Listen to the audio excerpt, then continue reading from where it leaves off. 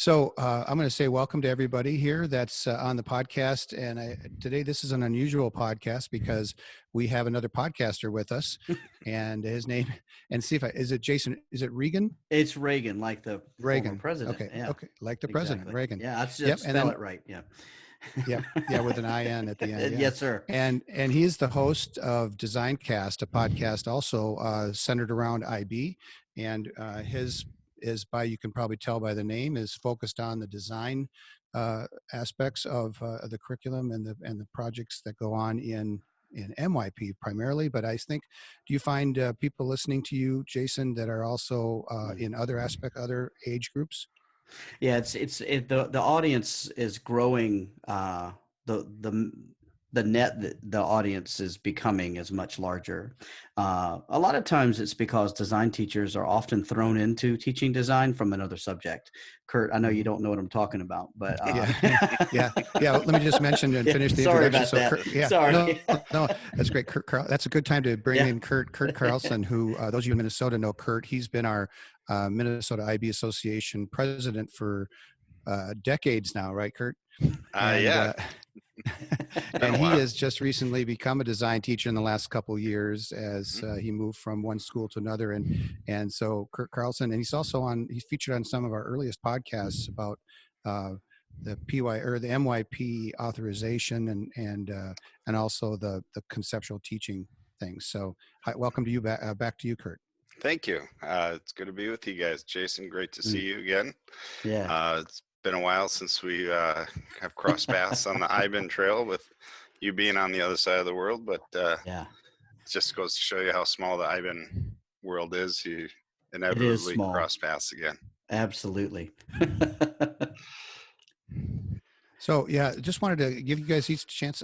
Jason, why don't you start and talk a little bit about yourself here, and just where they can find your podcast, and also where you are in the world. Sure. We're 14 hours apart as we speak right now. We are. Yeah, absolutely. So thanks, Jon and Kurt, so much for having me. And I'm really excited to be here and talk with you guys. And I love the great state of Minnesota. So that's always good, to throw that in there as well. I've had a Juicy Lucy or two up there in Minneapolis before. At Matt's. So yeah, there you go. That's exactly right. So I'm from Atlanta originally. And so my journey started as a student there and growing up there. And then shortly after I started teaching, I moved to Beijing, China to teach English in a university. And that's been over 20 years ago now. And I got the bug for teaching overseas then. And of course, due to student loans and things like that, I had to move back and forth a few different times. But in the end, I settled. I lived in China in the last 20 years, I've lived in China for more than 10 years. But I am currently living in South Korea. And so I'm just outside of Seoul. So with our current situation, with all this Corona stuff going on, we're actually in a pretty good place because we're outside of the city. And so we're not having the kind of outbreak that a lot of folks have had. But so Korea has done a really good job of kind of containing things. So Right. I feel like we've been in a really safe place. But yeah, I'm in South Korea. I work at an international school here. It actually, the main campus for the school is actually in California. So we're the international extension of that campus.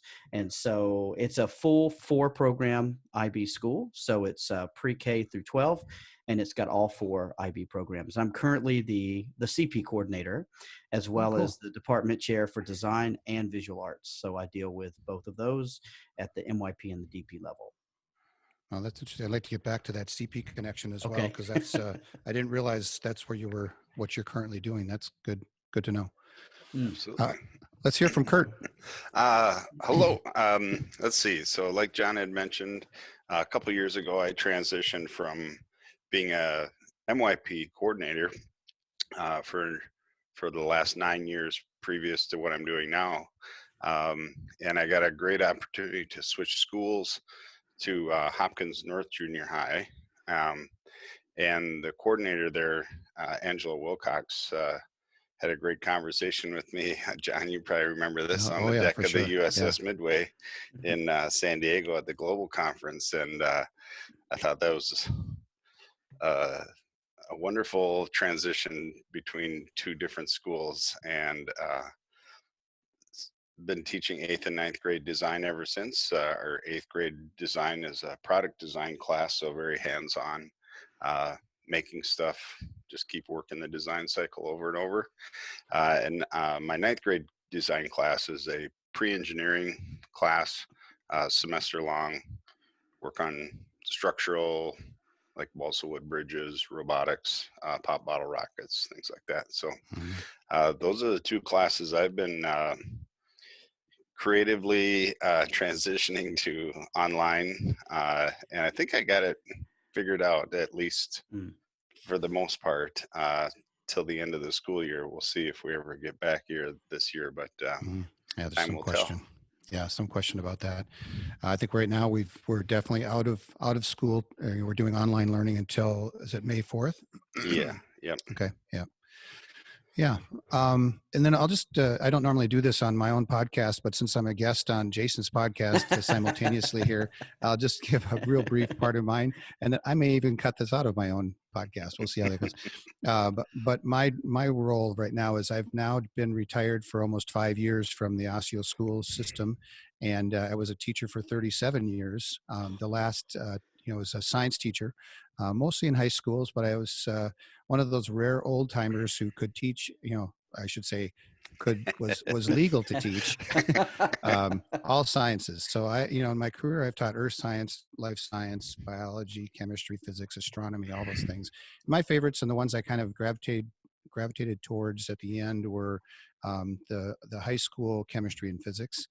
And I loved always when I could have a section or two of astronomy. That was fun too.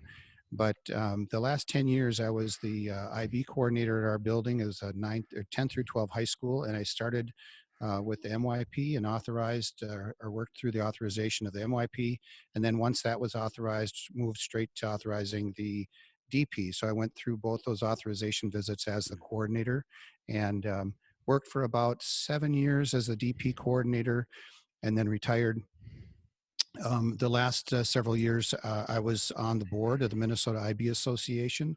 And in 2015, when I retired from teaching, the position of the executive director came up. And in fact, Kurt was on the board at that time too. And I applied for and got that job. And so it's really been interesting. I tell my friends, if you want to work, this is like the perfect retirement gig because I work 20 hours a week. I'm the only paid person for the association. And my job is really, I describe to people, I work for the association, I work for the board and for the 65 IB schools we have in Minnesota. And it's kind of a cyclical job. In the fall, we're super busy with roundtables and workshops because people want to front load those things for the school year. And then we started, and we have had now a really successful run of of a summer conference that we've had, anywhere from 350 to 500 people attend with, with big name keynote speakers Yeah. like Julie Stern and Ron Richard and other folks that are kind of well known in the education fields have come in, and then we run. I think last year we had 36 different workshops over 2 days. And I would say that keeps me busy this time of year. And so we're still not sure what's going to happen this year, right, Kurt? Yeah, Fingers we'll crossed. see. I cross our fingers because with our schools being kind of in limbo, and whether or not people will want to come to a big gathering like that to start the next school year may be questionable. So that's kind of what I've been doing. And actually, this podcast is something the board allowed me to start. It was kind of a passion project of mine. In fact, I started it at the end of April last year. And it's been really fun for me. I really enjoy the connections and meeting people from around the world like Jason and others. It's interesting because many of my podcast episodes and many of my guests are now, from around the world. The last several guests the other day was Bangladesh, and then the day before that was Germany, and before that we were talking Costa Rica, and so it's been interesting, and I started the podcast so that Minnesotans could, have a repository of information. And, if I look at who's listening, Minnesotans are about 5 or 10%, and the rest is from around the world. So anyway, that's a long explanation of what I'm doing right now, but there you go.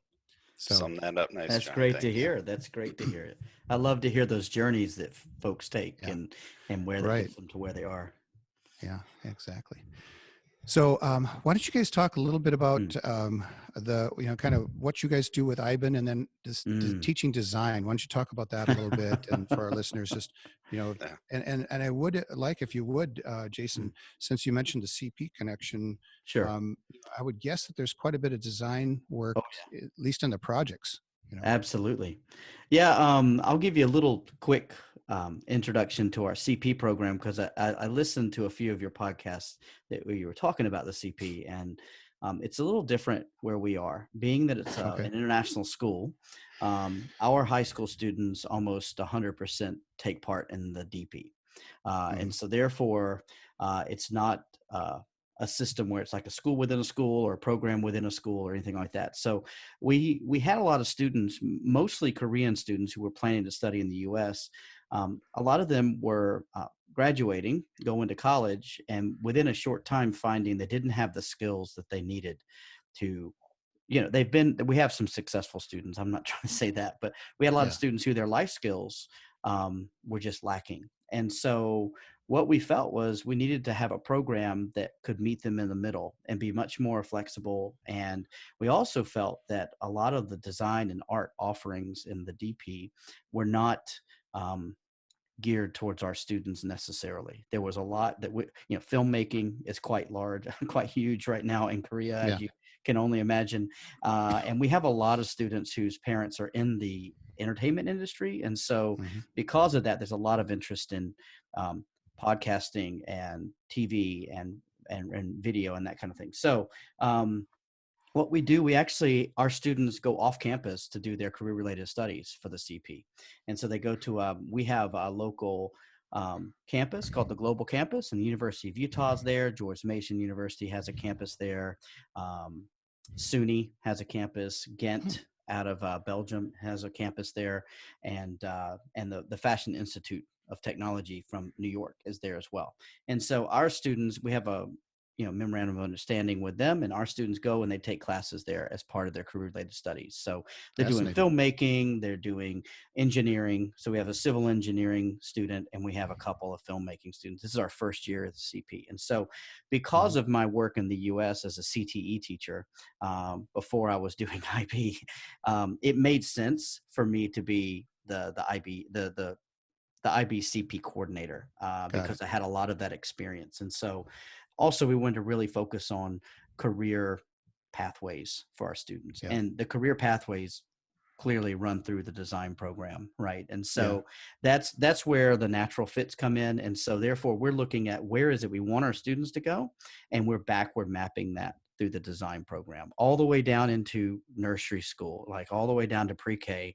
We have a Awesome. makerspace and all that kind of stuff. So we're working through those pathways, and that's kind of why the CP was a perfect fit for us to do that. So this is our first cohort with 4 students. Next year we're looking at anywhere between 12 and 15 students. So there's Hmm. quite a bit of growth, Yeah. especially considering these parents, a lot of them have never heard of it before. Right. So, Yeah, I'm yeah, sure. it's been a really fun journey, and I'm really excited to be part of it. That's neat. That's a really interesting model for Yeah. a school center with all Mm, the different um, remote campus locations there, yeah. and that's all kind of in one geographical area, one It's setting, on the or same close to one campus. setting. They share Wow, facilities, and now they're actually interesting. setting up a research center there from USC, University of Southern Wow, California. So well, that's cool. there's just so many Koreans who do go to the US to study. It just makes sense to have campus here where they can start their career and then transfer, or even our students from the US can come to Korea and have that experience as well. Very cool. Yeah, I Yeah, love it's it. pretty cool. Interesting. So design teaching. Why don't you and Kurt, if you wouldn't mind just sharing a little Mm, bit, give us a kind of a thumbnail sketch of what your kids do. He mentioned a junior high. For those that aren't familiar, junior high in Minnesota at least is defined as 7 through 9, as opposed to a middle school, which mm. usually starts Correct. sooner. Yeah, I Mm. want you to talk about kind of like I said, the thumbnail sketch of what you have the kids progress through in the 3 years of design. Sure. In seventh grade in our school, they have what's called the digital design class, and our Lang and Lit teachers are the licensed group of teachers that lead that. and they do all kinds of digital tools with them, Hmm. and it's a year-long class. Eighth grade, that's when myself and my colleague Jeremy Reichel take over, Yep. and we have a product design class that we have them design everything from uh, allergen-free granola bars to wind turbine blades and printing them on 3D printers. Uh, we have a designing flexible spaces unit where they actually move the classroom furniture around. Yeah, let me just stop you on that one. That was cool. And you and I last visited, you pointed out to me that this was the new design right here. Or was that the last Oh, day yeah. of that design? It was the transition where the kids actually, they projected what they thought would be best, and then the kids voted, right? Yep. And then that's how the class was. You had to live with it. Yeah, Nice. so I have a new class layout till that time next year. Yeah, exactly. But I like that kind of change, so Mm. I roll with Yep. that just fine. But so that's typically what we have them do in eighth grade, and then ninth grade, like I said, uh, at my school they take design all years, Mm. at least 50 hours. But then in ninth grade, they take it as a semester class, Okay. and they have like 9 different choices of design, everything from culinary arts to wood shop to my class, pre-engineering. They have yearbook, they have movie making, they have photography. So really wide range of design electives to take as a semester length class. So with my class, I do structural engineering with balsa wood bridges, um, pop bottle rockets, and robotics. So that's what I spend my time doing. Yeah. And you Yeah. can see, you can hear the science teacher in that too, right? I mean, I'm sure, Kurt, you probably share this opinion that I feel design is sort of the hub for all the other subjects, Well, and that everything sort of meets in the middle at design. And so I all those projects you're talking about are ones that I've done and absolutely love going to those and doing those. And so though, here's the question, Kurt, how are you adjusting your project so that you can adjust to this online learning environment? I hope I didn't take your thunder yeah, there, no, not at No, all. no, that's it. That's exactly what I was going to talk this is a about. co-podcast. I would say initially I was quite dumbfounded. Like, how are we going to take this extremely hands-on class, both of them, eighth and ninth grade classes, into an online environment? And having talked with a number of people, reading a lot, I tried to think about how to keep doing what I'm doing and not like try to reinvent the wheel and come up with a new unit like literally overnight. And I decided, at least for my eighth grade class, we're in sustainable energy unit right now, and they are designing or will be designing solar arrays that are going to be at different angles, different directions, different shapes of arrays. They're going to be creating wind turbines on Tinkercad, the blades, and then we would have been printing them out, but and then they use the printout to trace on cardboard, and then they can shape the cardboard to make different fan blades.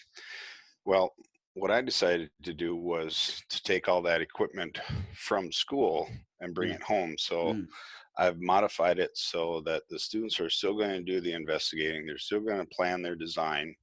I'm going to be the one that creates it. I'm going to run different tests, record the test results, share the results with the students, and then they're going to be doing the evaluating, and then what would the next steps be. So and with pop bottle rockets, also with ninth graders, I went in and got all the launcher and all the tools to make that happen. So do my neighbors will probably be wondering what am I doing. Do your neighbors all have ladders to reach their roofs when the rockets end up on your neighbor's house? Yes, they do. If not, I got one for them. Yeah, but, real quick story. I did a summer school deal with I had taught a class in summer school for years that involved basically it was basically about design. And we were doing pop bottle rockets, and we happened to be in St. Paul, and I-94 went right by our school. And guess where this is going? A kid literally shot one over the fence. Wow. And I was doing everything I could to aim them into the neighborhood and into the fields. And this kid just wasn't paying attention. So I never did that again. So yeah, I was so scared. Anyway, You mean a high school kid didn't pay attention? You're kidding me. It was a middle school kid. Yeah, in fact, it was Even probably better, like a sixth middle grader. schooler. Yeah. Yeah. Oh, Right. my. Well, So I guess yeah, go ahead. Sorry, Kurt. the thing I just wanted to put out there was Mhm. I've read lots of things on Facebook and Mhm. people coming up with synchronous and asynchronous different methods, and I'm really probably going to be 98% asynchronous, recording the the event so they have something to go back and look and watch how something worked. But there's just a lot of kids that don't have a predictable time to be on. They're sharing devices. There's just a lot of kids have a lot of things going through their minds other than just school. And I'm just trying to keep it simple. Basically, it's a kind of a triage online course. I mean, this isn't something that we took a year to plan and develop and philosophically build and incorporate all kinds of tools and let kids know on the front end before they signed up for it what to expect and all of that.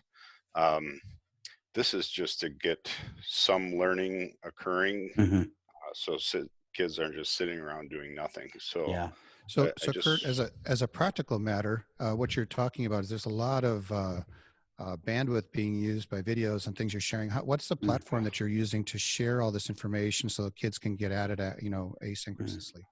Well, I'm just going to use my phone to record the launches and the different things, and then I'm going to upload them to YouTube and just provide the YouTube link for them to look at. Got it. Yeah, because I did just a little trial with my phone, just recording some things just to see what the file size was, and like a 30-second video was 47 megabytes. I mean, and if a kid doesn't have high-speed internet, that's going to be a pretty choppy video. Yeah, so, absolutely. So I think loading it up to YouTube would help, hopefully. So you're going to be busy. So are the kids doing these in teams so that you don't have 100 of them, or do you? They're going to be doing all the planning, investigating and planning individually. And then I'm going to have them submit their ideas onto a Google Sheet. And then I'm going to provide a Google form that they go through and they'll vote on which one. So I'm not going to make 25 different pop bottle rockets. I'm going to make one. Yeah. And then they're going to submit ideas for changes, and then I'm going to make one. So they're still doing it, and it's manageable for me. That answers a lot of the questions I had. Absolutely. Well, and what I was thinking about when you were talking there, Kurt, was I taught DP design tech as well. I don't know if you've taught that or not, but one of the things that changed in this last subject guide, the last syllabus that was sent out, was that the students didn't have to actually make anything. They had to get everything ready. They had to design it. They had to have everything ready for someone else to make it. And so what's nice about that is that actually is a nice workflow, because in most cases, if a student does become a designer, they're not going to necessarily be a producer of that design. And so actually it's great that's great for C1. They have to be able to explain to you how you're going to make it, and all of that. And so I actually think that's a really practical way to do that. So you have the Reagan stamp of approval on that one. Oh, that's one we've been looking for. That's the one you've been waiting for, right? Yeah. Is there a logo for that? Yeah. While you guys were talking, I was thinking about, all the people that are out there creating and designing respirators, from Oh my Oh, gosh, right. medical standpoint. absolutely. And most, a few cases, there's somebody making one, from parts and pieces. But in other cases, I just heard a discussion on another podcast. In fact, it was on the New York Times Daily podcast. They were talking about the fact that there was a movement to make a simple respirator that fell apart when the company willing to do it got bought out. And the whole point was to have a big batch of inexpensive, easy to transport respirators. And that fell. Otherwise, if that had succeeded 5 years ago, 4 or 5 years ago, when it was in the works, we would be sitting on top of thousands and thousands more respirators, but that did not happen. Yeah. And it was a matter Interesting of you said. someone designed it. Go ahead. I've seen two different news stories about doctors designing respirators that are made from just the hand pump version, like the ER that fits over the mouth, and then you'd have to squeeze it. Well, you can't physically squeeze a bag nonstop for 3 weeks. So they showed very simple mechanics of they had a little motors that pump asymmetrical on them. thing. Yeah. Yeah, I think I saw a physical push on each one, just kind of going around a little rotor. There's been a group from MIT work on one, and then there's an ER doc here, actually in the Minneapolis area, that I saw come up with this. Now, the interesting thing will be to see if any of these come to fruition, because you hear on the news the ventilators cost between $25,000 and $40,000 a piece, and these guys were making them for like $1,000 in parts. So it'll be interesting to see if these big companies actually produce enough, and if not, how could they produce them much faster and much cheaper, and still have the a short-term ventilator that at least works long enough for somebody to stay alive. I mean, we're going to have a heck of a stockpile of $25,000 ventilators that are sitting around. So but I think those $25,000 ones are designed for long life, right? So the idea being that a much cheaper one could last, and help 2 or 3 people, and then be recycled for parts or whatever. But I know exactly. I was thinking of that scene in the Apollo movie. Where they were all classic trying science project. where the classic deal, and it made me think. I was really thinking about that even today, as how we may have to find ourselves in a situation where we're trying to make things have second and third lives to become these, artificial lungs for people. And so, absolutely, it was just a thought I had. It's funny you brought up that, because it's definitely something that's going to have to be, and it's not like something else isn't going to come along at some point where we're going to need those again too, so something we need to be tooled up for that. I know it's pretty sad, but it's a lesson learned. I think, for at least a generation, they're going to remember that they need this stuff. It'll fade like the 1918 one did, but it'll be in everyone's memory. This will be one of the most memorable moments, I think, in most people alive today's forever. lifetimes. Absolutely. An interesting thought, this idea of building these things cheaper. It seems to me that this goes into the career related program, the CP project. Think about, you need to investigate an ethical issue surrounding a area of work. And boy, this is really a lesson in that, having these things ready, building them, making them. My wife is one of thousands of people around the world and around the country in particular here that are busy making face masks all day. She's already put out over 100, I think, and continues to do that. And that's, it's people are choosing to do this because other things didn't get done. That's right. Yeah.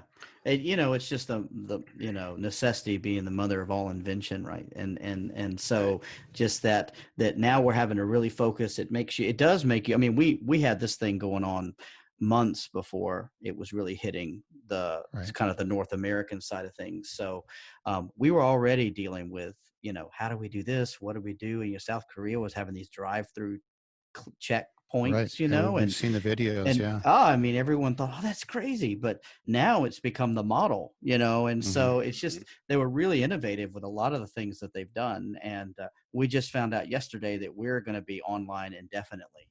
Mm. And so they've said, look, we're not going to open any public schools until we've had 1 week of no cases. Mm. Oh, You wow. know, and they have all these things in line, and also that the parents and teachers have to agree they're okay to go back to school. Okay. So it's really, and they're giving every student who doesn't have a laptop, they're just giving them laptops. Huh. And so Korea being so connected, I'm outside and driving, and I have Wi-Fi connection. Like, it's out everywhere, and it's 5G. Mm. We've had 5G for a very long time, and so it's neat to see that they're coming together and they're providing this. And it just, within a drop of a hat, they were just, boom, everyone had what they needed. And so, yeah, they're going to roll it out, and that's kind of how it's going. But they came Yeah. together, and the same thing with the ventilators, you know, and that kind of thing. Well, let's hear from you, Mm. Jason. What are some of the things that have been working for you guys remotely, Yeah, since you've had this longer experience and you yeah. know that this is kind of the MO for the foreseeable future?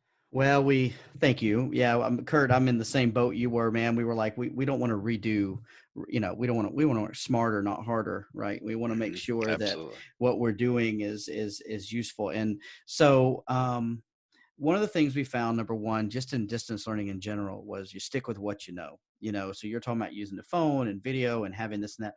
Don't introduce anything new if you can help it. That was probably the biggest thing.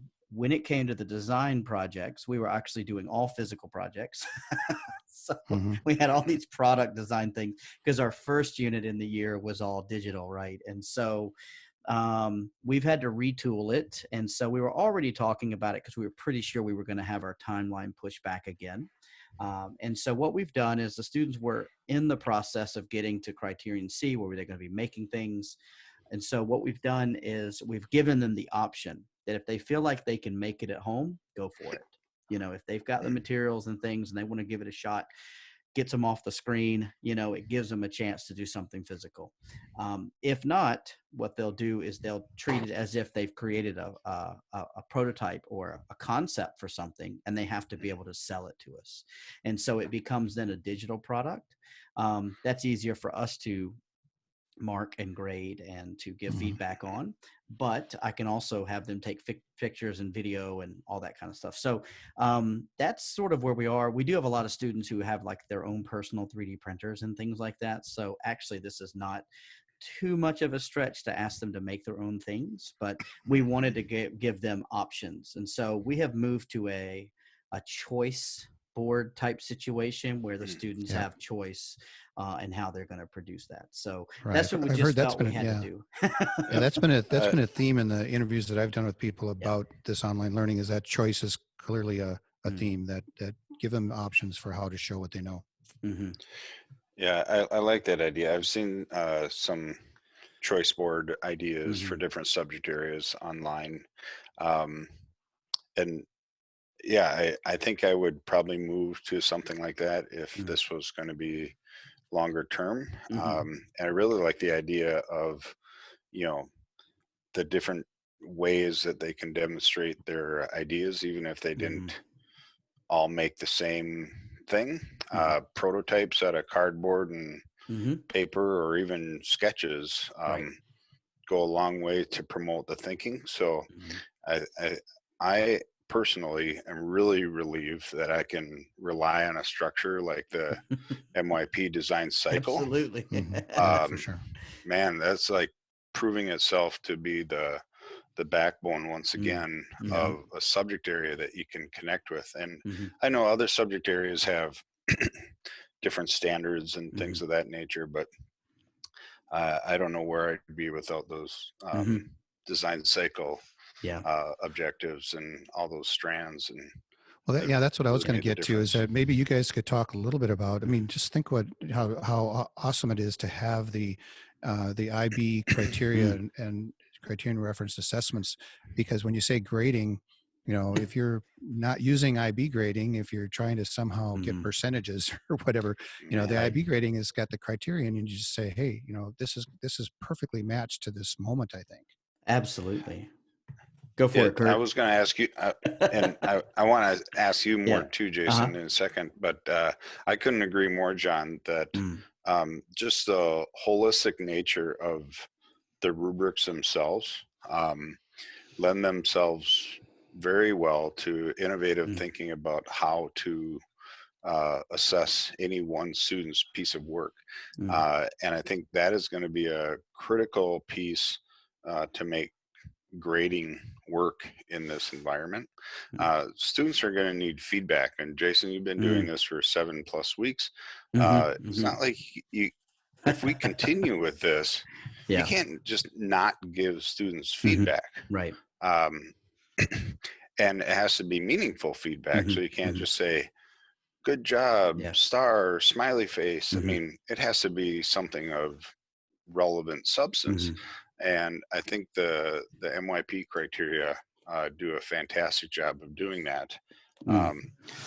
In my school system, there hasn't been a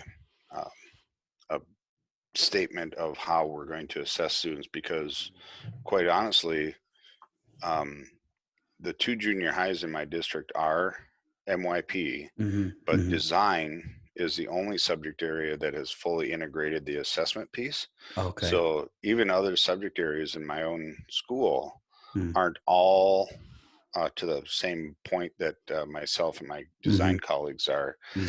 So even though I say it could work for me, I know where everybody else is. And this whole idea of points and percentages is a bigger challenge than I think people realize with how to give feedback to students. So hopefully this will be a incentive for people to reevaluate how they assess students. And even if they're not an MYP school or an IB school, holistic grading practices in general, I think will lend themselves very well to giving feedback to students in this type of scenario. Yeah, I agree. We actually had just taken in. So what we do is we have intermittent deadlines for each criteria. We give formative feedback that's written to our students, and then they resubmit at the very end of the project. And so that's how that works. There's no grade, no number until the end. They can tell by my comments what band they would be in. And so that's what we do and so luckily we were in the process of doing that anyway. And you're right. I don't know what kind of situation I would be in if I wasn't in where we could do, rubrics and be criterion based. I don't know how I would be handling that right now. There'd be a lot of busy work, I'm sure, which is, I think, probably what's happening, and so we've been really lucky that that's luckily how we do it. And the students they already knew the process, which was great. We'd already been through it. And so this is not new. We just say, okay, keep doing this. We're doing this. Remember, it's for feedback and that kind of thing. So it's been less stressful to them knowing that. And, really design is one of the only subjects where that flow works like that, as opposed to some of the other subjects where it's all you kind of, start, stop, I guess you could say. Yep. I agree. Yeah. It'll be a challenge. I'll just have to wait and see. I think we'll continue to do what we do. I'm just more concerned for my colleagues, and when I read all these different Facebook posts on different groups we're on, and I see what some districts are telling teachers they have to do for grading or the amount of time.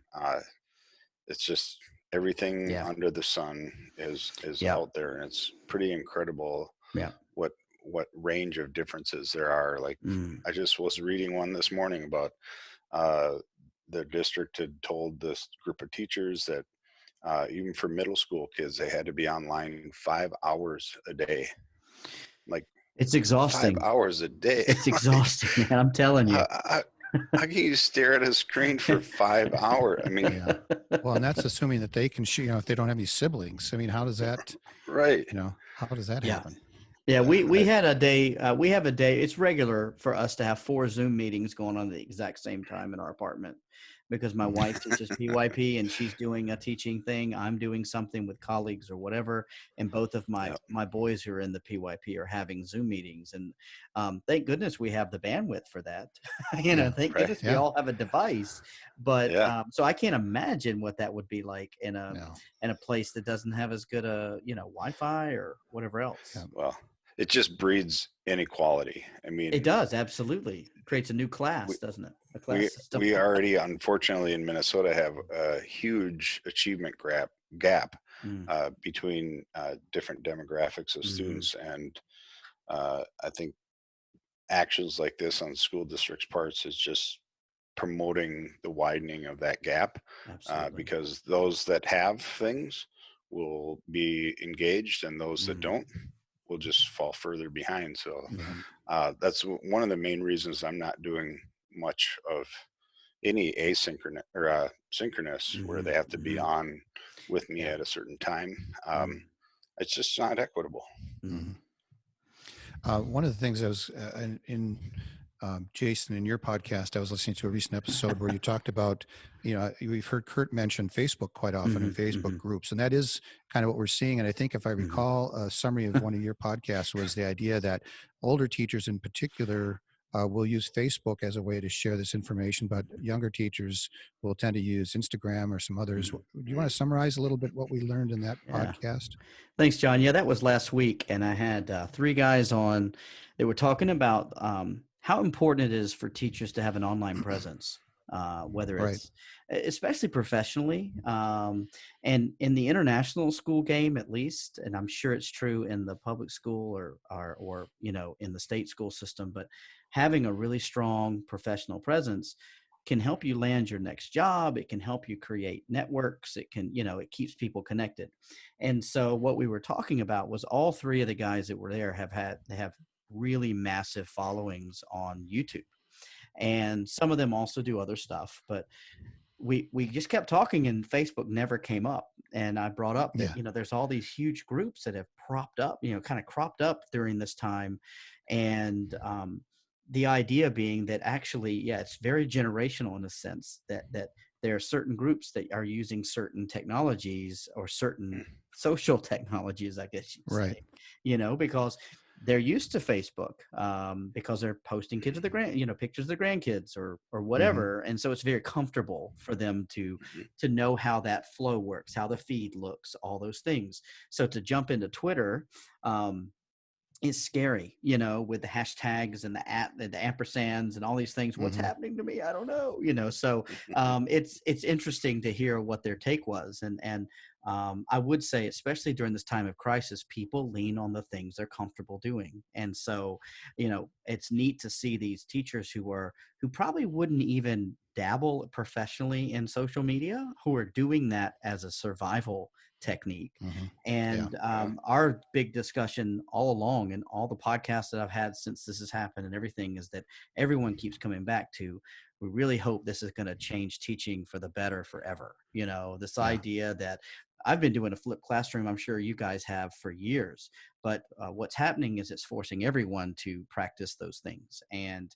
I don't see that ever going away. I only see Zoom and I only see all these other things becoming the norm, even Hmm. once we're back in school and things are kind of, what's wrong with having an asynchronous video Yeah. that the students watch before class or as a way to support their learning. And so, but the Right. Facebook, that's what we were talking about, was this Yeah. idea that we, weren't really using Facebook other than for personal stuff, but now all of a sudden it was this real Yeah. growth in that area. Yeah, and I will say, my own opinion about that is that, the Facebook is fine, but right now, in fact, there's a movement in the diploma coordinators Facebook group, and Mm, the issue is actually that there were three groups, so people were posting in three places, and they're moving that's to right. consolidate under one umbrella at Yeah. the moment.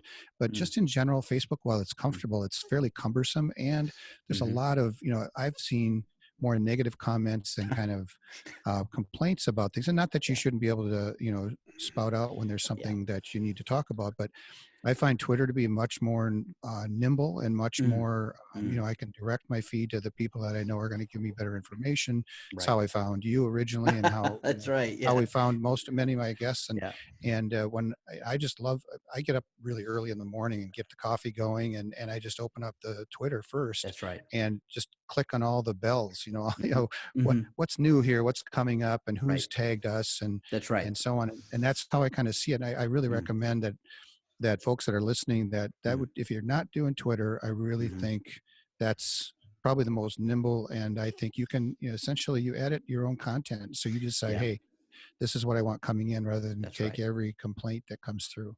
Hmm. Yeah. And there's not going to be Well, three of the same groups on Twitter, right? They're going to all right. fall on Right. that same hashtag or whatever. And that's right. It's much more, I feel like now that I've used it enough, I feel like it's easier to organize the content versus it being in 5 or 6 different Mhm. places.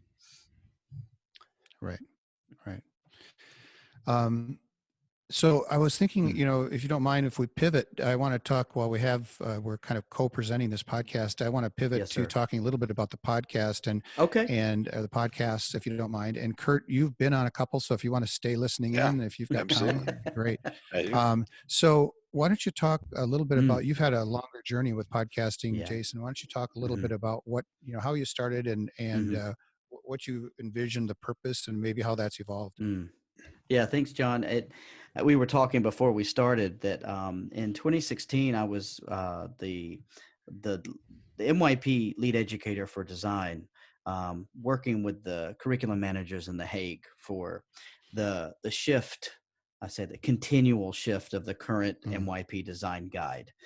There were a lot of folks who were mm, using it prior to that, prior to the next chapter, who um, weren't happy with a lot of the changes, and so they needed someone to kind of had a lot of content knowledge and a lot of experience to be a buffer, between the managers and everything that's going on. So one of the things that happened during that time was one of my charges was to create content for the teacher support material that was on the OCC at the time, and then transferred over yeah. to the Program Resource Center.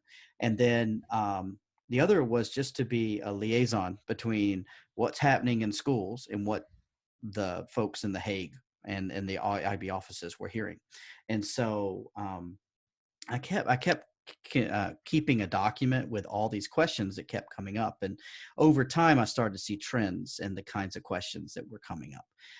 And so what I did was I thought, what's the best way to answer these questions other than let's just start a podcast, and let's just have. And I consulted a few of my friends and colleagues around the world who are usually using social media and different things, and we talked about formats and stuff. And it came out of that. Let's do an episode just about criterion A or just about criterion B, and Mm, let's start there, and then let's just kind of see where it goes. And so it was tough going because I am doing this as while I'm teaching full time and while I have a family and all these things. So the first 4 or 5 episodes took a while to roll mhm. out, and Yeah. then over time.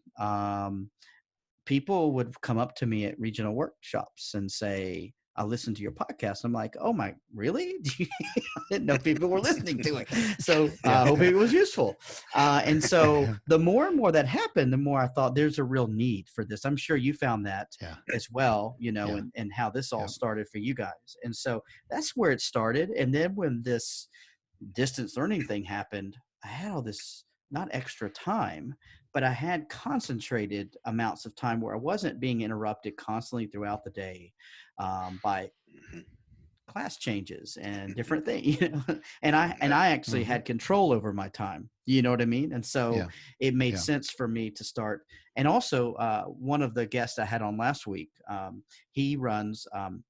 We have these Google educator groups. I'm sure I don't know if you've heard Mhm. about them, the GEGs around, and Yep. and I'm one of the captains in one of those, and they do these live streams once a week, and they just get a bunch of people together, and that's where this kind of got started. And after being on one of those, I thought this is a great way to add more content for the podcast. And so instead of doing it about Google, I started pulling in folks to to talk about, okay, how are you handling the distance learning? Okay, how would you teach drones in school? And, just different things. And so I now have Hmm. this massive list of ideas. I stayed up one night because I just couldn't sleep because I was so excited about all these different things that could happen. And so at the moment, my goal is to produce a podcast a week, and Hmm. then to kind of just continue to build that content. I switched hosts. I was using a little bit more of a mom and pop host, and now I've moved to a lot shorter, a little bit larger Yeah. host. Who's your Uh, host now?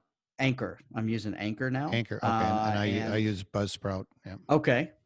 Yeah, I was Yeah. using Podomatic before that, and it was good. I like the Hmm. analytics and everything in it, but I'm finding Anchor is a fair bit easier to distribute, and Yeah. I'm starting to see that the analytics are more authentic versus Okay. every time someone clicks on the page, Mhm. Yeah. it's actually listeners, not every time that the page reloads, kind of thing. Right. So it's Yeah. just, I like the feedback I'm getting from there, and I do like the ease in which it is to. It was kind of a pain to upload in the other one, and so I'm finding all of the technical things are much easier with this one. So Yeah. yeah, does Yeah. that help a little bit on kind of how we got Yeah, no, started? And that's really Yeah. yeah, cool. Yeah, that's good. And so I'll just talk a little yeah, bit about please do. our podcast. Mm, And by the way, for listeners, I'll have in our podcast notes. I'll definitely put links to Jason's podcast. In fact, thank you. I'll use his art in this podcast displayed, so people will know where to look for Where to look? Designcast. Thank you. Yeah, yeah, that's definitely my goal here is to make sure we kind of cross pollinate here. Yes, sir. Yeah, so with mine, and Kurt knows the story Mm, because he's on the board, but I came mm, to the board at a meeting about a little over about a year ago now, actually, Yep. because I had been thinking about this for a while. mhm, And one of our goals in Minnesota, folks aren't familiar with the geographical nature mm, of Minnesota. We have a large central urban area with Minneapolis, St. Paul, known as the mhm, Twin Cities, mhm. where about I don't know, is it 75% of the population lives in that area? Yeah.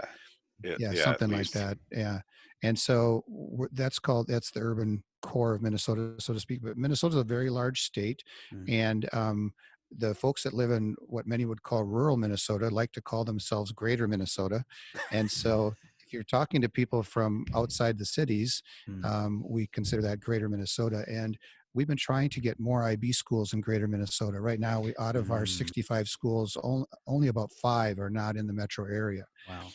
And so one of my goals as the director of the association was to say, let's Mhm, get more schools. So we joined the Minnesota Rural Educators Association, and Kurt and I presented there and visited there and started trying to build connections with people there. And as a mm, result of that, I ended up traveling, several times to Greater Minnesota, and I'd sit in a room with some stakeholders for a school district or a mhm, school that were thinking about it, and I'd have an hour-long conversation, leave them with some brochures, and I felt like there was really a lack of follow-up communication. mhm, mhm, So started the podcast with the idea that I would have this podcast is not meant to be timely for the most part, except for right mhm, now with mhm. the COVID-19 thing. Yeah. A lot of things we're talking about are timely, but there Mm, also is we're finding to be mhm, ongoing, hopefully.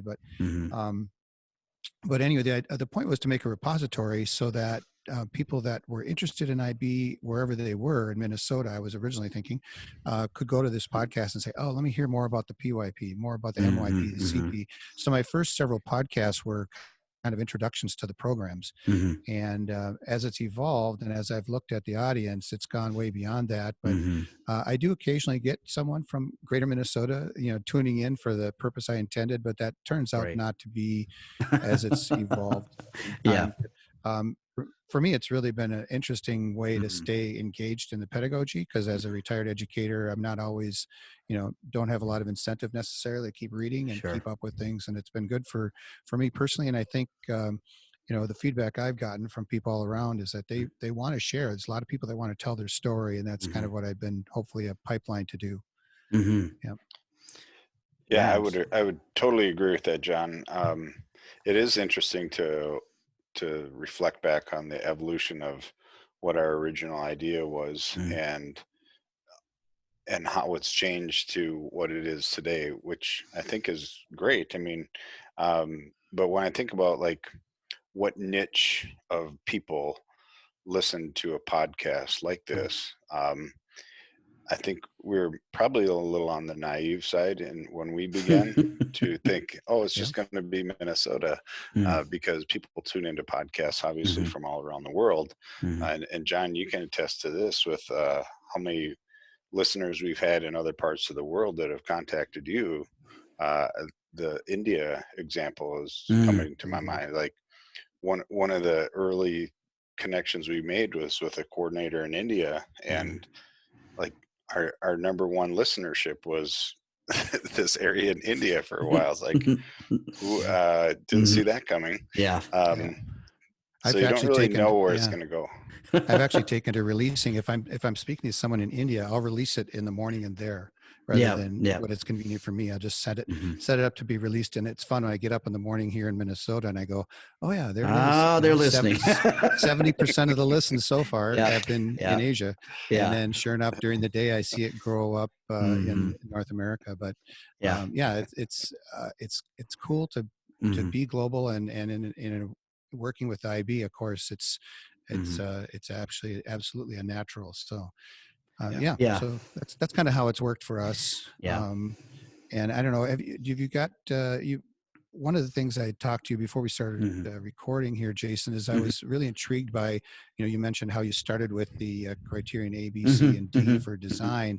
And as I was riding my bike yesterday, listening to your podcast on A, I thought, this is something we should do, in all the subjects. So I think I'm going to put a call out there for people in different subject areas to, if they want to host or be the co-host with, and lead the discussion on each of these, because then that would kind of go back to my original thought of a repository of information, because people could be using it in PD in different ways. And so if a coordinator anywhere in the world wants to say, hey, if you're doing let's say you're doing science MYP science, let's go listen to that podcast on C and go from there. We'll talk about it afterwards.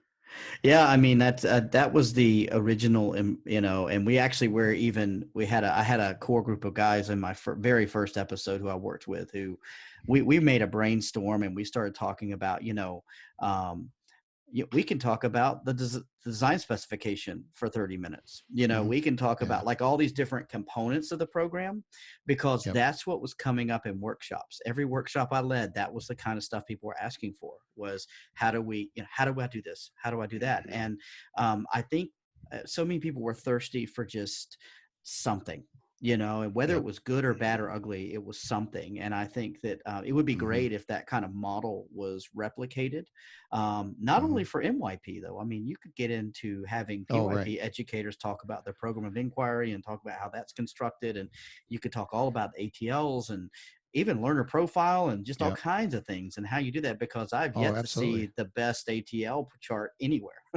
You guys do visits as well. And every time they ask me about the ATL chart, I'm like, well, if you've got a good one, show it to me, because that's what I'd like to see, And so when you have one, tell me.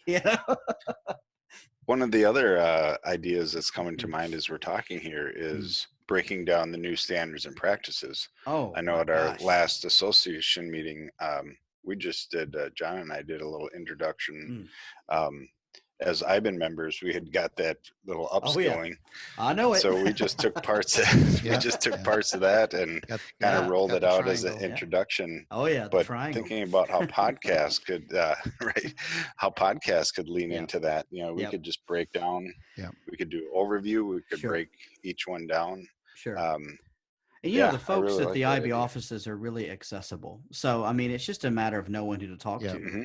And you can get people to get on these things, and they do Zoom all the time. It would be nothing for you to have a Zoom conversation with someone in The Hague or someone in Cardiff or someone in Singapore and get some information, and they would actually probably like the change of the pace, and then something different that day. And so, I mean, I think that there's a real thirst and a real need for this kind of guidance out there. I think the only thing that IB would be hesitant on would be that you don't want to give away things that they would be sharing in one of their PD opportunities. But at the same time, good teaching is good teaching, and talking about good teaching, we can do that all day long. that nobody owns that. Well, and I think, yeah. And I think our out on that as far as the officialdom of our podcast is that it's not official, and it's That's also, right. we don't expect to go on for, That's right. 15 hours of training on a No. podcast. It's really more of a Right. teaser, No, and please, maybe, no. hit the bullet point. Yeah, Right. please no is exactly right. Please no. Actually, as we're recording, as we're recording, this is becoming my longest podcast ever. Ever. So, we'll see It's how that easy goes. for things just we to may have roll, to break man. it down. Yeah. Yeah. Yeah. Well, the conversation Yeah. is easy with you guys. And I think the stuff we're talking about, but I'll even make a call out now on the air, so to speak, that, if you are listening to this and you have that knowledge, or if you're in Cardiff, or you're in The Hague, or you're in Budapest, Bethesda. and you want to talk to us about any of these things that we just talked about, we would love to Yeah. kind of start a conversation and keep going. I know Kurt and I have a sliding appointment to do that podcast on the new principles, and so Yeah. he and I did that presentation, so we already kind of have it Sure. ready. And in fact, the version we Yeah. did for our Minnesota Association was kind of the right length even for us to just kind of put it out there as a teaser for people to acquaint themselves. Yeah. Absolutely. Yeah, and if there's teachers listening, John, maybe that have real strong passion to one of the criteria in their subject area, that could also be a good call to get in touch with us to do a segment on a particular criteria in a subject area. Yeah, that's To great. borrow off of Jason's idea. Yeah. Yeah. Hey, man, again, Well, just guys- recycle it, brother. It's okay. Well, as I referenced, this is long for us. It's going as a little long in the and- tooth. Yeah, that's all right. Yeah, yeah. And so we'll kind of wrap it up here. But and it's after 11 at night where Jason is, so it's we got to getting let him late. get some rest for work tomorrow. Yes, sir. Well, Kurt and I are just starting our days, but I want to just say thank you to both of you for being on, and I look forward to continued collaboration, and wish you the best, Jason, with your podcast. And you are the experienced veteran that I'm going to be trying to follow in your footsteps. And I'll just change the saying. You've heard the saying for years, I've got a face for radio. I have a face for podcasting.